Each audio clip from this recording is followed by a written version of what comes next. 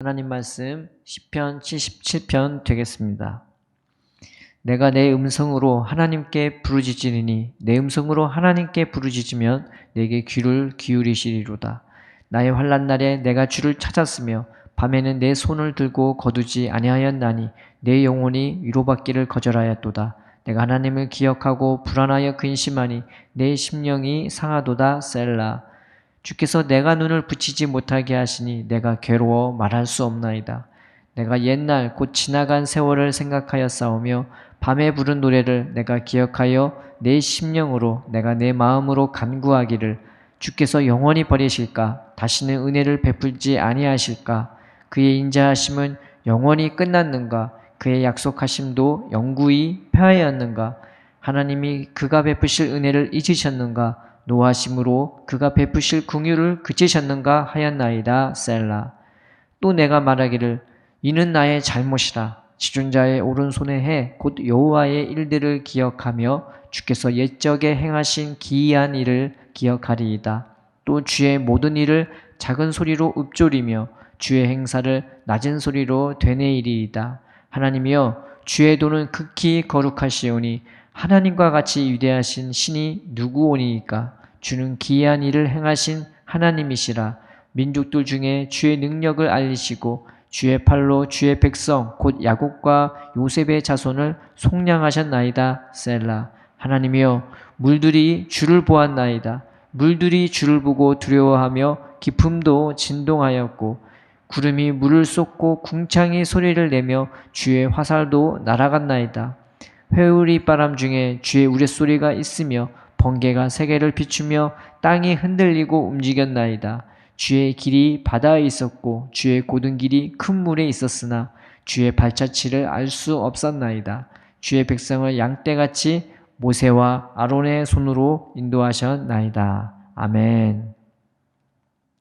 오늘 말씀을 이렇게 유심히 잘 보시면요, 이 아삽이 굉장히 어려운 때를 만난 것을 알 수 있습니다. 그래서 하나님께 부르짖는다고 말하고 있죠. 뭐 작은 소리로 기도할 수 있고 묵상할 수도 있고 노래할 수도 있는데 본문은 하나님께 어떻게 기도하냐? 부르짖어 기도한대요. 그만큼 상황이 급박한 겁니다. 그리고 2절에 보면은 그리고 부르짖는다는 그 말씀이 2번이나 적혀 있어요. 2번을 했다는 것은 그만큼 강조하고 있는 것입니다. 그만큼 상황이 보통이 아니면 심상치가 않음을 알 수 있죠. 두 번째는 그 부르짖는 상황이 환난 날이라고 적혀 있습니다. 어느 정도로 환난 날이냐? 내가 하나님께 기도하는데 밤에 기도할 때 이렇게 엎드려서 손을 쫙 펴고 기도하거든요. 아니면 이렇게 손을 위로 올리고 기도한다든지. 그런데 그 손을 내려놓지 못할 정도로 지금 상황이 자신의 생명을 위협할 그런 정도라는 것을 알 수 있습니다. 또한 네 번째 보면은 내가 눈도 못 붙일 정도로 괴로울 정도랍니다. 그러니까 상황이 굉장히 힘든 상황이죠.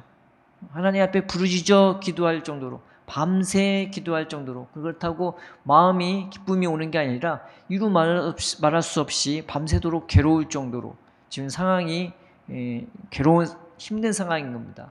때로는 예수를 믿어도요, 내가 어려운 일을 만날 수가 있죠. 때로는 환경적으로 내가 이해 안 되는 상황을 맞닥뜨릴 수 있고 때로는 영적으로 내 안에 괴로움이 임할 수도 있는 것입니다. 환경적인 어려움은 주께서 그 상황을 이겨나갈 수 있게 하기도 사람에 따라 다 다르죠. 하나님이 믿음을 주시려고 그 상황에 어려움을 허락해 주시고 또 그 상황에 하나님이 베풀어 주신 기적으로 그 상황을 인도해 주시기도 하는 반면 어떤 사람은요, 그 환난과 그 고통과 그 괴로움을 그냥 감내하게끔 그냥 하나님의 은혜로만 살게끔 하기 위해서 그 상황을 감내하도록 만들어 주시는 사람도 있습니다. 오늘 본문의 상황이 어떤 상황인지는 정확히는 알 수가 없어요.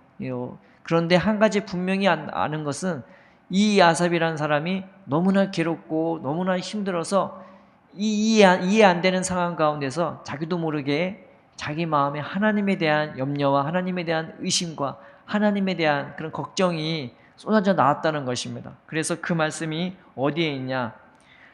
그렇게 밤새도록 기도하고 그렇게 밤새도록 부르짖어 기도했는데 마음에 이런 의심이 드는 거예요. 주께서 영원히 버리실까? 다시는 은혜를 베풀지 아니하실까? 그의 인자하심은 영원히 끝났는가? 그의 약속하심도 영구히 폐하였는가? 하나님이 그가 베푸실 은혜를 잊으셨는가? 노하심으로 그가 베푸실 긍휼을 그치셨는가 하였나이다. 여러분, 기도하다가도 이런 염려가 들어올 수 있습니다. 내가 부르짖어 기도했는데, 그렇게 밤새 기도했는데도 이런 염려와 근심이 우리 안에 찾아올 수 있는 것입니다. 그렇지만 이건 잠깐이죠. 종일토록 그 염려와 근심이 찾아온 것이 아니라 내가 하나님께 막 부르짖어 기도했는데, 그 괴로운 상태에서 내 손을 내려놓지 않고 그렇게 기도했는데 이런 염려와 근심이 찾아오게 된 것입니다. 이 이해 안 되는 상황 가운데서 하나님은 또 그의 마음에, 아니야, 내가 이러면 안 돼. 내가 이런 염려와 의심과 하나님에 대한 그 믿음 없는 것을 내가 갖고 있으면 안 돼 하면서 그 마음으로 하나님이 하신 그 일들을 기억하기 시작합니다. 그래서 막 부르짖어 기도하다가요, 지금 어떻게 바뀌게 되냐면은 작은 소리로, 낮은 소리로 하나님이 하신 일들을 다시금 내가 기억해내기 시작하는 것입니다. 그 말씀이 12절에 있죠. 11절, 12절에 있죠. 10절부터 읽을게요. 또 내가 말하기를 이는 나의 잘못이라. 지존자의 오른손의 해 곧 여호와의 일들을 기억하며 주께서 옛적에 행하신 기이한 일을 기억하리이다. 또 주의 모든 일을 작은 소리로 읊조리며 주의 행사를 낮은 소리로 되뇌이리이다. 1절에는 부르짖어 기도하고 그런데 12절에서는 이게 바뀌어서 작은 소리로, 낮은 소리로 그 하나님의 그 일들을 내가 다시금 기억해내기 시작하는 것입니다. 그래서 부르짖어 기도할 때마다 이 낮은 소리로 기도하는 게 훨씬 깊이가 있는 거죠. 물론 이것을 이게 낫다 저게 낫다 말할 수 없는데 지금 상황이 그렇게 된 것입니다. 그래서 하나님의 하신 그 일들, 어떤 일들을 기억하기 시작하냐? 하나님이 이스라엘을 출애굽에서 구원하실 그때를 기억합니다. 홍해를 건너가게 했을 그때를 기억하기 시작한 것입니다. 여러분, 홍해의 사건을 잘 보면요, 하나님이 이스라엘을 애굽에서 구원해 주셨습니다.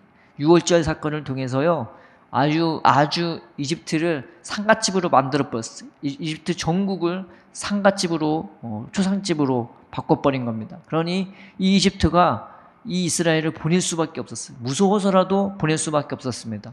근데 하나님이 이 이스라엘을 기쁨과 감사함으로 이렇게 나오게 했는데 바로 가나안 땅으로 가면 얼마나 좋겠어요. 근데 이상하게 길이 직선으로 저 가나안 땅으로 올라가는 게 아니라 이게 굽이굽이 가는 거란 말이에요. 마치 길을 잃은 것처럼, 마치 헤매는 것처럼. 그래서 애굽 사람이 처음엔 이해를 못했어요. 그런데 하나님이 이 이스라엘 백성을 어디로 인도했냐? 홍해바다로 인도했단 말이죠. 옆은 다 막혀있고 뒤는 애굽 사람이 쫓아오고 있는 그 홍해바다로 인도했습니다. 그래서 애굽 사람이 생각하기를, 야, 쟤들이 길을 잃어버렸다. 쟤들이 지금 헤매고 있다. 다시 우리가 쟤들을 잡으러 가자 하고 그들을 잡으러 갑니다.